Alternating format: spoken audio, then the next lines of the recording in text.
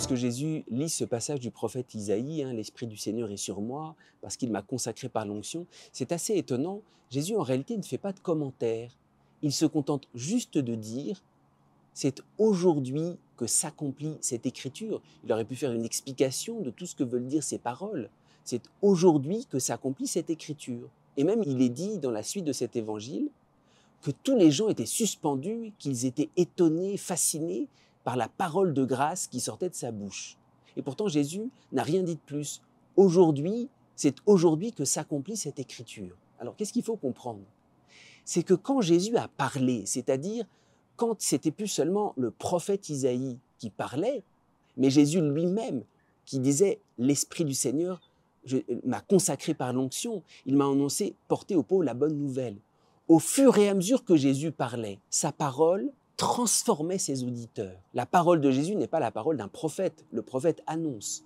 La parole de Jésus est une parole qui réalise ce qu'elle signifie. Si Jésus me dit « je te libère de la captivité », rien que par ces paroles, en l'entendant, je suis libéré.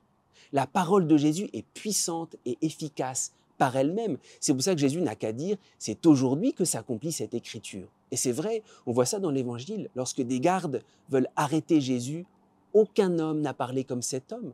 Quand Jésus parlait, on était touché au plus profond. Et dans le même Évangile de Luc, à la fin, après la résurrection, avec les disciples d'Emmaüs, notre cœur n'était-il pas brûlant en nous lorsqu'il nous parlait en chemin?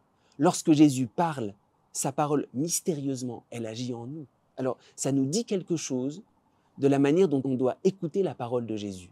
On ne doit pas seulement l'écouter avec nos oreilles.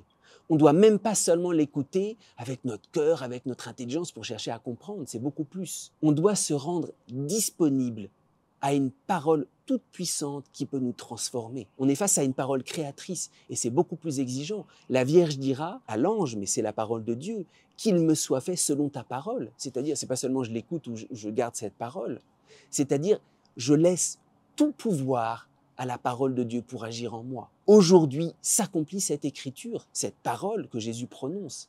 Il s'agit de dire, Seigneur, c'est pas seulement que je veux ton explication ou la comprendre, je me rends disponible totalement et je me consacre à la puissance de ta parole qui vient agir en moi.